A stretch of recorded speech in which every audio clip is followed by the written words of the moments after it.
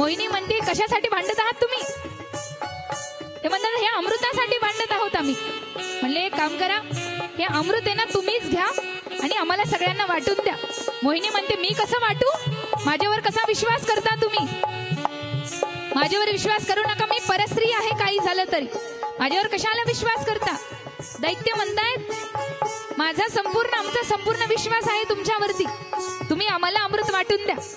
आता मोहिनी भगवंत अमृत वाटायला सुरुवात करत आहे.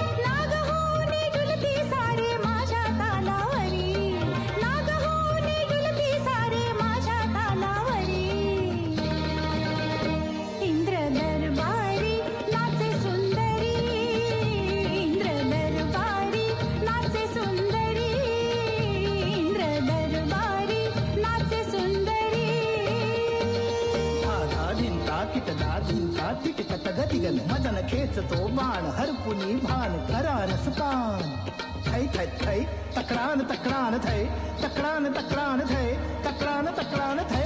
जय हो.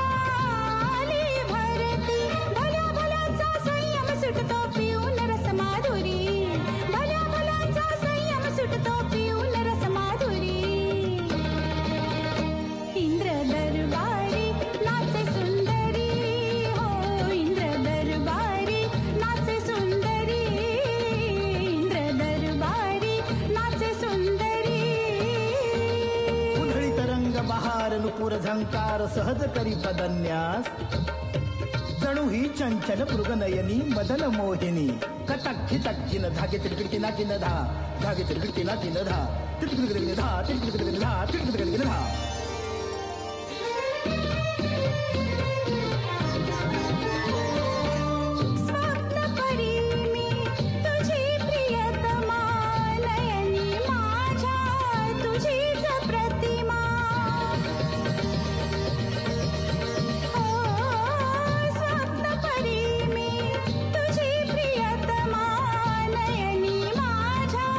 तुझी प्रतिमा दे आलिंगन तुझ्या प्रियेला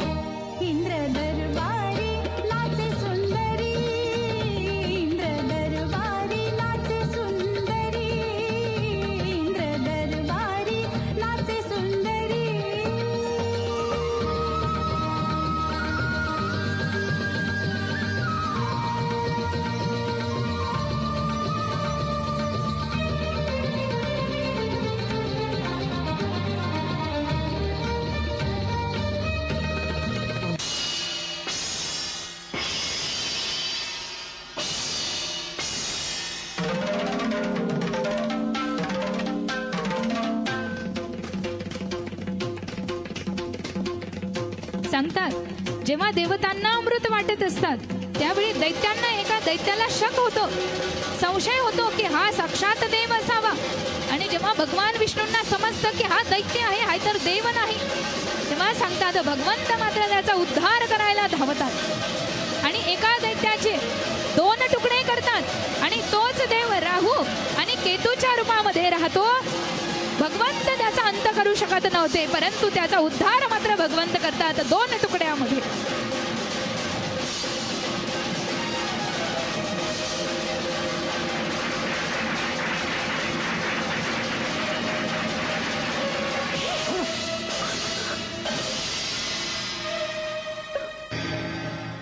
बोली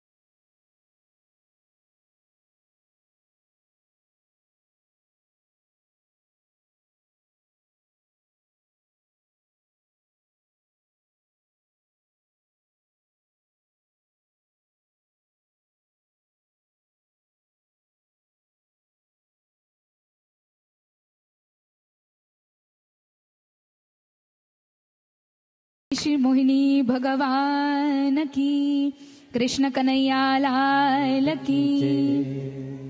हर हर महादेव, हर हर महादेव, हर हर महादेव. सगळ्यांनी एकदा जोरदार टाळ्या वाजवा सर्वांकरिता. अगदी सुंदर. पवनदादांकरिता विशेष जोरदार टाळ्या वाजवा. अगदी सुंदर. खरोखर जसं काही कृष्ण अवतरला आणि कन्हैयानं बासरी वाजवावी एवढं सुंदर रूप आणि एवढं सुंदर छान मोहिनी रूप त्यांनी धारण केलेलं आहे. खरोखर सगळ्याच मंडळीचे खूप खूप आभार आहेत.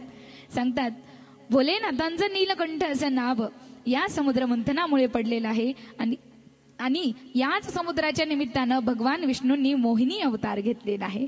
त्याच्यामुळे सांगतात आज जेव्हा देवतांचा दैत्यांचा देवासुर संग्राम झाला त्यावेळी पुन्हा एकदा युद्ध झालं आणि आता मात्र देवता जिंकले आणि पुन्हा एकदा इंद्राला स्वतःचं राज्य, स्वतःचं स्वर्ग पुन्हा एकदा प्राप्त झालं. या आपण हे काही क्षण भोलेबाबांचं